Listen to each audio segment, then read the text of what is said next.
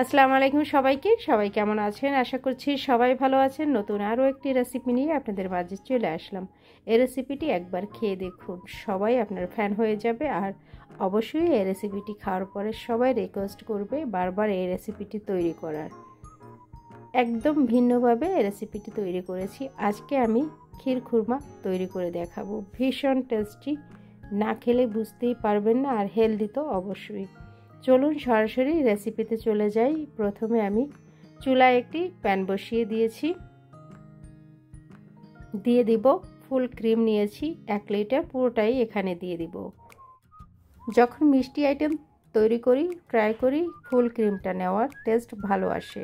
এখন আমি 1 টুকরা দারচিনি আর 2টো এলাচ দিয়ে দিলাম। পরিমাণে খুবই কম দিব, জাস্ট ফ্লেভারের জন্য। চুলায় দুধটা বসিয়ে আমি এখানে 3 টেবিল স্পুন পোলার চাউল নিয়েছি। 4 ঘন্টা আমি ভিজিয়ে রেখেছিলাম, ধুয়ে পরিষ্কার করে নিয়েছি। এবার হাফ কাপ পানি দিয়ে আমি ভালো করে ব্লেন্ড করে নিয়েছি। আবারও চুলায় চলে আসছি। চুলায় কিন্তু বলক চলে আসছে। এভাবে আমি নাড়ার উপরে রাখবো। দুধটা কিন্তু দ্রুত নিচে লেগে যায়, যেহেতু দুধটা ঘন থাকে। নাড়ার উপরে এভাবে রাখতে থাকবো। অনেক খানিকটাই দুধ কিন্তু কমে গিয়েছে। এই পর্যায়ে আমি এখানে দিয়ে দিব 1 কাপ চিনির শিরা। আগে থেকে তৈরি করে নিয়েছিলাম, সেটা আপনাদেরকে আর দেখাইনি। আপনারা এভাবে চিনির শিরাটা দিতে পারেন, আর এটা ছিল লাল চিনি। এভাবে আমি 1 কাপ চিনির শিরার সাথে সাথে দিয়ে দিলাম। আর দিয়ে দেব এখানে 2টো খেজুর। আমি এভাবে পানি দিয়ে গুলিয়ে নিয়েছি। তারপর একটু ছেঁকে নিতে হবে। ছেঁকে এটা এখানে দিয়ে দিলাম। কালারটাও কিন্তু দারুণ আসছে, আর খেজুরটা দিয়েছি, দারুণ একটা ফ্লেভারও আছে। এভাবে আপনারা ট্রাই করতে পারেন।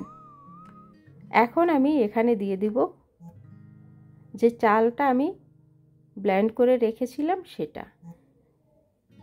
এই চালের গুঁড়াটা দেওয়ার পরে আপনাদের দ্রুত এভাবে নাড়ার উপরে রাখতে হবে, তা না হলে কিন্তু নিচে লেগে যাবে আর চালের গুঁড়াটা দলা পাকিয়ে যাবে। এভাবে 10 থেকে 12 মিনিট আমি রান্না করব।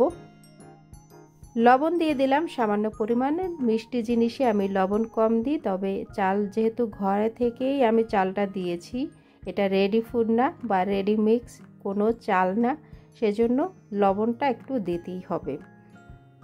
লবণটা দেওয়ার পরে ভালো করে এভাবে নাড়ার উপরে রাখতে হবে। চালটা কিন্তু অলরেডি ফুটে গিয়েছে। এই পর্যায়ে আমি দিয়ে দিব 2 টেবিল স্পুন এখানে কনডেন্স মিল্ক।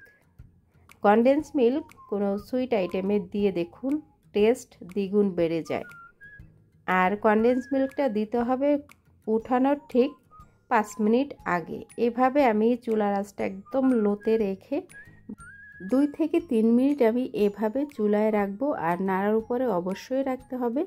এই পর্যায়ে চুলাটা আমি বন্ধ করে দিয়েছি একটু ঠান্ডা হলে। এবার আমি একটি সার্ভিং ডিশ নিয়েছি।